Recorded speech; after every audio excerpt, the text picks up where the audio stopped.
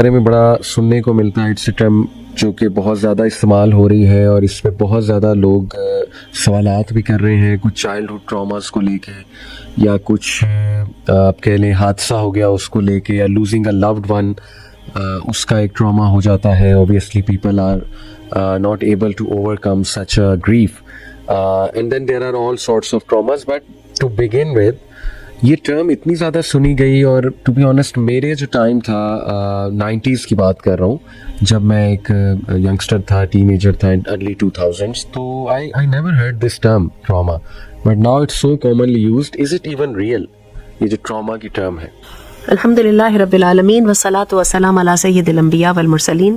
آپ نے جو لفظ بولا نا ٹراما کا, میں بھی اس کو سمجھنے کی کوشش کر رہی ہوں, اور جس طرح سے آپ اس کو امپلائی کرنے کی کوشش کر رہی ہیں اس کو میں اپنی انڈرسٹینڈنگ کے لیے ڈیفائن کرنے کی کوشش کر رہی ہوں. کیا ہم ٹراما اس چیز کو کہیں گے جو ان ایکسپیکٹڈلی ہو جاتی ہے اینڈ اٹ لیوز اس ان شاک, ٹھیک ہے, اچھا, for a short while, for a long while, and some times permanently, temporarily, کہ ہمیں بات سمجھ آ گئی نا کہ ایک دم بجلی چمکی, آپ ٹراماٹائزڈ ہو گئے, فائن, لیکن جب تو 2 منٹ کے بعد 3 منٹ کے بعد ٹھیک ہو گئے, جب اطمینان ہوا, یعنی فرائٹن ہو گئے, ان دی سینس فرائٹن لے سکتے ہیں ٹراما کو ان دیٹ سینس. اچھا, اب شاک کی جو ہے نا, گوئنگ انٹو دی شاک, یہ کچھ دیر کے لیے انسان کو پیرالائز کر دیتا ہے, ٹھیک ہے, نہ انسان کا دماغ کام کرتا ہے, نہ انسان کی جو ہے وہ جسم کام کرتا ہے, اور تھوڑی سی عرصے کے بعد جو ہے نا ہماری حسیات کام کرنے لگتے ہیں. اس کا مطلب یہ ہے کہ ان ایبلٹی ٹو فنکشن, ٹھیک ہے نا, اس کو ہمیں ٹراما کا نام دینا چاہیے.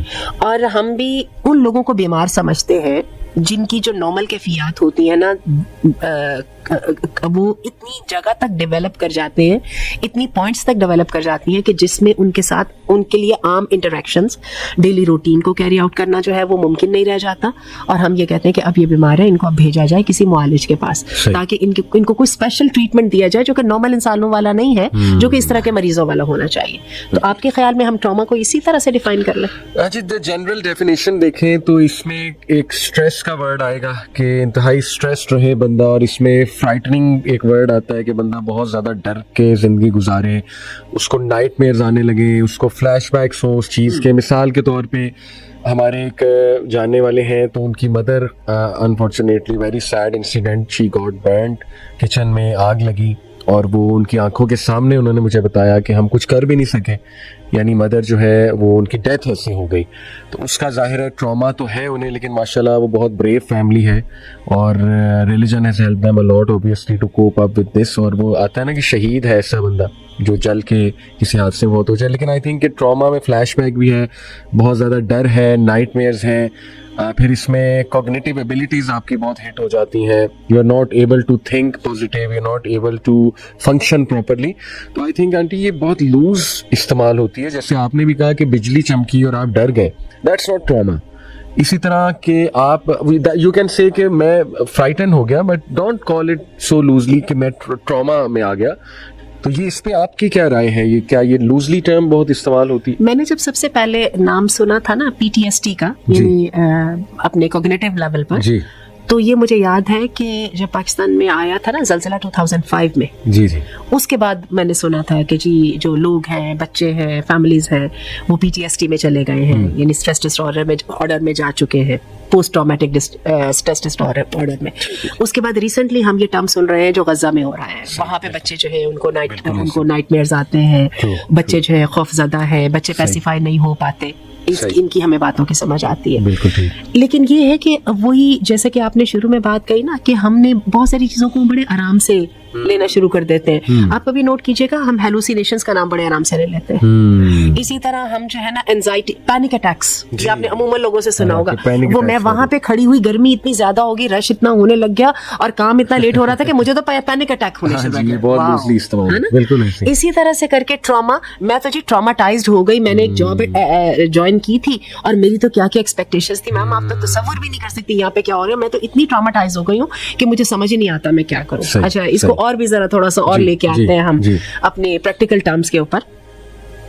میں نے یہاں پہ شادی کی, اور کیا کیا میں تو ارمان لے کے گئی, ٹھیک ہے, میں نے یہ سوچا تھا, میری زندگی کے بارے میں یہ گولز تھے, میں نے یہ کرنا تھا, وہ کرنا تھا, لیکن وہ تو لوگ ہی بالکل مختلف قسم کے ہیں. مجھے تو لگتا ہی نہیں ہے کہ یہاں پہ میری کبھی بھی گزر ہو پائے گی. یہ تو میری لائف جو ہے نا ایک کانسٹنٹ ٹراما ہے. ठीक है। तो अब हमने इसमें से देखना है कि हमने इसमें से एब नॉर्मल को और नॉर्मल वाले ट्रॉमा को कहाँ से डिफाइन करना है। या कोई रिजेक्शन होगी, just to add to you, कि मेरे बच्चे का इंटरव्यू नहीं क्लियर हुआ तो he is in trauma, he is in trauma. चलिए ये भी कर लीजिए। हाँ, तो ये मतलब इस तरह की जब बातें आती हैं, आप बात कंटिन्यू कीजिए। हाँ, इसी तरह मैंने कारोबार में पैसे लगाए, मेरा कारोबार डूब गया, या कम से कम उसने मुझे वो रिटर्न नहीं दिया जो मैं रिटर्न का एक्सपेक्ट करता था, तो अगेन ट्रॉमा का लफ्ज इस्तेमाल करिए। तो हम यहाँ पे देख रहे हैं कि सबसे पहले ये कि ये जो लूज यूजेज ऑफ द एक टर्म है ना, ये बहुत ज्यादा प्रेवलेंट मौजूद है। अल्लाह ताला माफ करे, अल्लाह ताला अपनी रहमत करे।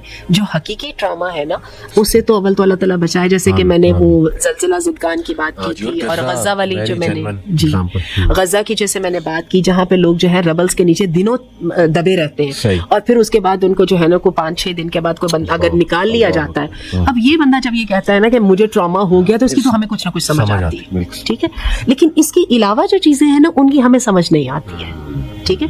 बाकी अब आप आ जाइए नाइटमेयर्स के ऊपर, बैड ड्रीम्स के ऊपर, या आप ये कह लीजिए कि फ्लैशबैक्स के ऊपर जो है, ठीक है। जो भी आपकी जिंदगी में कोई अहम काम हुआ होता है, उसका आपको फ्लैशबैक्स भी आते हैं, उसके आपको ख्वाब भी आते हैं, अच्छे कामों के भी आते हैं, बुरे कामों के भी आते हैं, ठीक है।